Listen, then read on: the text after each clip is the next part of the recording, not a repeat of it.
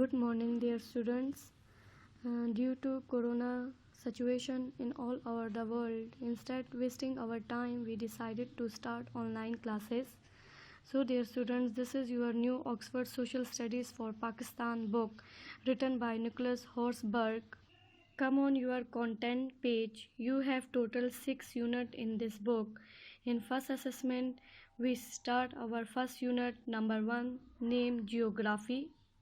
So dear students, before start our unit number 1 geography, we must know what is social studies. Okay, what we study in social studies. We studied a lot in social studies.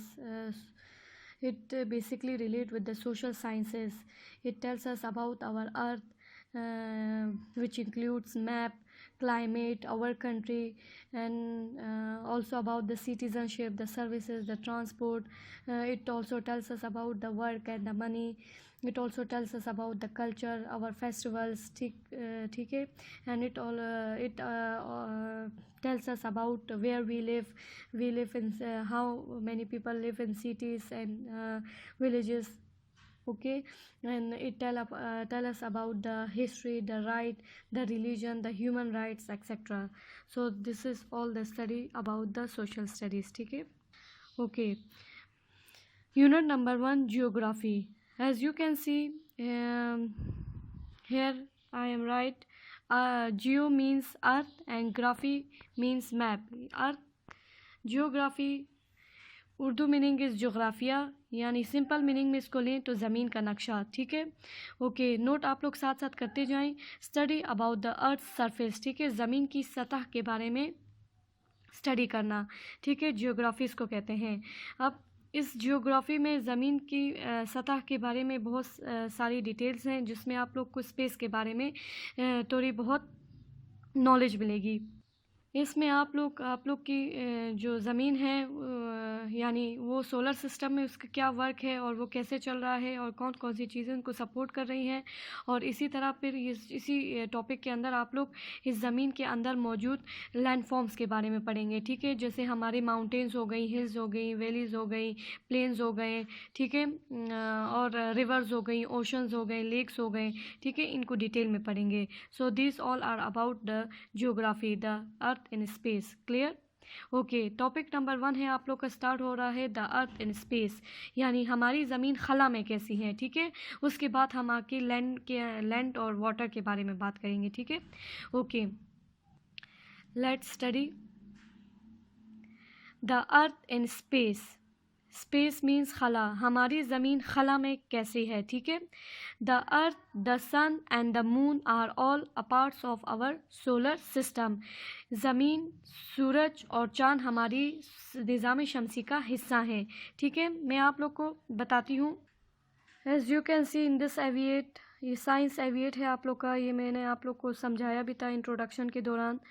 तो देखिए, ये जो space है ये कुछ इस तरह दिखता है. ठीक है, सन है और उसके गिर्द 8 और प्लैनेट्स जो है वो मूव कर रही हैं. ठीक है, हमारी जो प्लैनेट है वो अर्थ, ठीक है, वो तीसरे ऑर्बिट पर है, जिसके साथ उसका सैटेलाइट मून भी है. ठीक है, और ये भी अपनी मदार में घूम रहे हैं. ठीक है.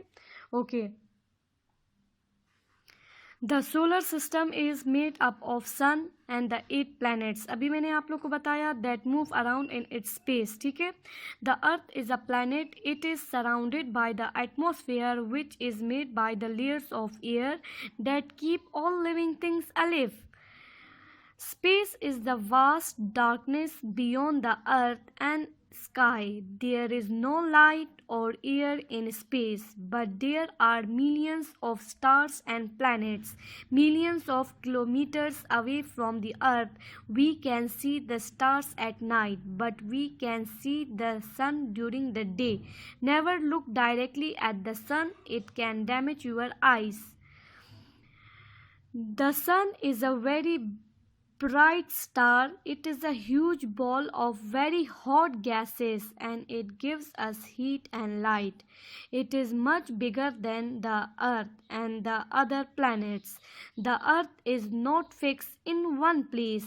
It spins in an anti-clock direction. Anti-clock direction means opposite direction में घूमती है. It completes one round in 24 hours. The earth also moves around the sun. It takes a year for the earth to move around the sun. As you can see in this diagram, earth move करेगा ज़मीन के गिर्द तो 1 साल पूरा होगा, जिसको कहते हैं रेवोल्यूशन. और ज़मीन जो है अपना जो स्पिन कर रही है ना, यानी डे और नाइट में जो तब्दीली आ रही है वो होगा तो 24 आवर्स गुजरेंगे और उसमें उसको कहेंगे rotation. Clear? Okay, your next topic the moon. ठीक है, हमारा चांद. The moon is closer. The moon is closer to the earth. It is smaller than the earth and it is a solid body. It has no heat or light of its own. Its light is a reflection of the sun's light. The moon is called natural satellite because it goes around the earth. The earth and the moon both move around the sun. What causes day and night? क्या वजह बनती है कि दिन और रात बदलते हैं? Early in the morning we say the sun is rising, यानी सूरज तलू हो रहा है. In the evening we say the sun is setting, यानी सूरज गुरूब हो रहा है. Actually असल में the sun does not move at all. यहाँ पे आप लोग को इन्होंने बताया है कि एक्चुअली में जो सन है वो मूव नहीं करती, लेकिन ये जो है ये बहुत पुरानी साइंटिस्ट डिस्कवरी है. लेकिन कुरान मजीद में ये ऑलरेडी 1400 साल पहले बता दिया गया था कि the sun also moves. It also moves in its on orbit. जैसे हमारी ज़मीन को सूरज के गिर्द चक्कर पूरा करने में 1 साल लगता है, इसी तरह हमारे सन को यानी सूरज को हमारे पूरे निज़ाम शमसी में एक चक्कर लगाने में 200 ईयर्स लगते हैं. ठीक है, सो आगे जाते हैं. The spinning movement of the earth causes day and night. It is day that in that part of the earth which faces the sun. It is night on the other side that faces away from the sun. The night time for us is a day. Dear students, अस्सलाम वालेकुम. ये हमारा दूसरा topic start हो रहा है. पिछले topic में हमने द अर्थ इन स्पेस पढ़ा था, जिसमें हमने द मून स्टार्ट किया था. फिर हमने what causes day and night पढ़ा था. उसके साथ ये डायग्राम बनी हुई है जिसमें आप लोग को डे एंड नाइट बताया हुआ है. ठीक है, ये सनराइज़ है. ठीक है, यानी सूरज जो है वो निकल रही है. ठीक है, यानी ये सुबह के 9 बजे, फिर उसके बाद ये दोपहर हो गई नून, और ये फिर दोपहर के बाद यानी आफ्टरनून इवनिंग टाइम यानी 3 बजे हो रहे हैं. फिर आहिस्ता आहिस्ता सन सेट हो जाएगा, सूरज गुरूब हो जाएगी 6 बजे का वक्त. फिर रात के 9 बजे फिर हमारी आधी रात. फिर उसके बाद आधी रात के बाद जो 3 बजे का वक्त होता है. ठीक है, इस तरह फिर ये सारा सिचुएशन होगा. ओके, स्टार्ट करते हैं अपना next topic, land and water. The surface of the earth is made up of land and water. Seas and oceans and make up almost the 2/3 of the earth surface. आप लोग इस diagram में देख सकते हैं. आप लोग को पता है कि हमारी ज़मीन जो है वो स्पेयर शेप में है. ठीक है, हमारी ज़मीन के 4 हिस्से में से 3 हिस्सा जो है वो पानी है और 1 हिस्सा जो है वो खुश्क ज़मीन है. क्लियर? तो यहाँ यही बता रहे हैं कि ज़मीन का जो ज़्यादातर हिस्सा है वो समंदरों और बहरों पर मुश्तमिल है. ठीक है, ये आप लोग मीनिंग नोट कर सकते हैं. The land near the sea is called coast. ठीक है, ज़मीन के जो करीब जो समंदर है उसको कॉस्ट कहते हैं. ठीक है, it is usually very low. It is at the same level as the sea, so we say it as a sea level. In some places there are high mountains. They can reach a height or an altitude of over 8,000 meters above a sea level. Mount Everest in Nepal is the highest mountain in the world. It is 8,848 meters high. ये page number 4 में मौजूद है आप लोग के पास. ठीक है, mount Everest के बारे में बताया है जो कि हाईएस्ट माउंटेन है पूरी दुनिया में. ठीक है, यहाँ पे इसकी दूसरी आप लोग को बताई है सेकंड हाईएस्ट माउंटेन जो कि है K2, जिसकी ऊंचाई जो है वो 8,611 मीटर्स हाई है. ठीक है, ओके, यहाँ पे आप लोग के पास एक टॉपिक है. डिड यू नो, कि आप लोग जानते हैं the terrestrial globe is a spherical round model of the earth.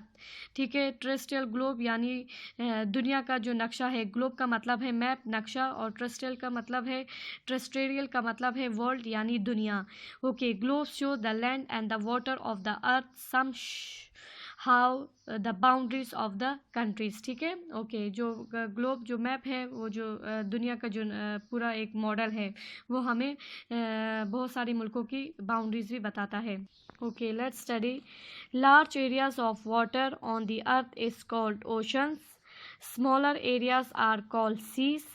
Seas water is salty. Some parts of the ocean are very deep. There are the waves on the surface of the oceans and the seas. The water in the sea is always moving about. These movements are called currents. When there is a storm at sea, storm का मतलब है तूफान, the wind causes high and rough waves. You should not go to the seaside in stormy weather. It is dangerous. अब land and water के topic को समझने के लिए आप लोग को इस डायग्राम को देखना होगा। ठीक है। जैसा कि आप लोग जानते हैं हमारे पास माउंटेन्स हैं। ठीक है। माउंटेन्स यानी ऊंचे ऊंचे पहाड़, जैसे मैंने अभी आप लोग को 2 माउंटेन बताए, एक माउंट एवरेस्ट और एक K2। ठीक है, जिनकी ऊंचाई दुनिया की पहाड़ों में बहुत ज़्यादा ऊंचाई, पहाड़ में बहुत ऊंचे हैं। ठीक है। अब जैसे माउंटेन्स हो गई, माउंटेन्स के ऊपर जो बर्फबारी होती है, बारिशें होती हैं, ठीक है, उनके थ्रू जो है वो पानी नीचे आता है लेक्स में। ठीक है। जब भी दरियाओं और समंदरों से पानी लेक्स और रिवर्स में नहीं आते हैं। ठीक है, छोटे लेवल से बड़े लेवल को जाता है। ठीक है। अब जैसे देखिए माउंटेन से पानी आया नीचे लेक्स में। ठीक है, लेक्स से फिर हमारे पास रिवर्स में, और रिवर्स में फिर हमारे पास ओशंस में एंड सीज में, और फिर इस तरह कन्वर्ट होती हैं। ठीक है। अब माउंटेन्स और हिल्स के बीच में वैलीज हैं, वादियाँ हैं। ठीक है। फिर हिल्स के नीचे देखिए, हिल्स छोटी पहाड़ियों को कहते हैं। ठीक है। फिर इनके नीचे आपके पास प्लेट्यू है। ठीक है, जो कि सतह मुर्तफा है। ठीक है, ये भी एक हाँ ज़मीन है। उसकी फिर नीचे जो है क्लिफ्स हैं यानी चट्टानें हैं। फिर चट्टानों के बाद हमवार ज़मीन है। ठीक है, प्लेन्स हैं, आप लोग को नज़र आ रही होंगी। फिर इधर देखिए साइड पे आप लोग के पास बीच हैं, कोस्ट वगैरह हैं। ठीक है, जो कि हमारी समंदरों और बहरों से मिलती हैं। आप लोग के पास एक समंदरों और बहरों में एक ऐसा एरिया ऑफ लैंड नज़र आएगा। ठीक है, इसको कहते हैं आइलैंड। नज़र आ रहा है आप लोग को? ठीक है। और ये है फिर आप लोग के पास इन्हीं एरियाज़ में आप लोग के पास डेजर्ट्स भी आते हैं यानी सहरा, जहाँ पे पानी बहुत कम होता है। और फिर आप लोग के पास आते हैं फॉरेस्ट, जिनको कहते हैं जंगलात। ठीक है, जैसा कि आप लोग देख सकते हैं। आप होपफुली आप लोग को क्लियर हो गया होगा। Okay, the deepest point in the oceans is the Mariana Trench in the Pacific Ocean. It is 11,022 metres deep. ठीक है, ये ओशन की गहराई की बात हो रही है। ठीक है। On the land there is the hills and mountains.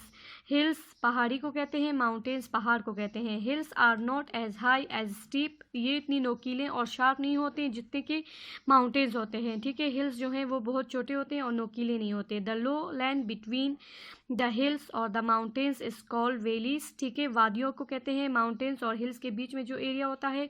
A high area of land is called plateau. ठीक है, सतह मुर्तफा। Flat lands at the lower levels are called plains, हमवार मैदान या ज़मीन। ठीक है, some parts of the land have very little water. These places are often sandy and rocky and are called deserts. ठीक है, कुछ ज़मीन के एरियाज बहुत खुश्क होती हैं, बहुत कम पानी होता है, उनको कहते हैं डेजर्ट्स यानी सहरा। Clear? In some parts of the earth there is a lot of ice and snow and it is very cold and very high mountains and are often covered by snow. In other parts there are thick forests.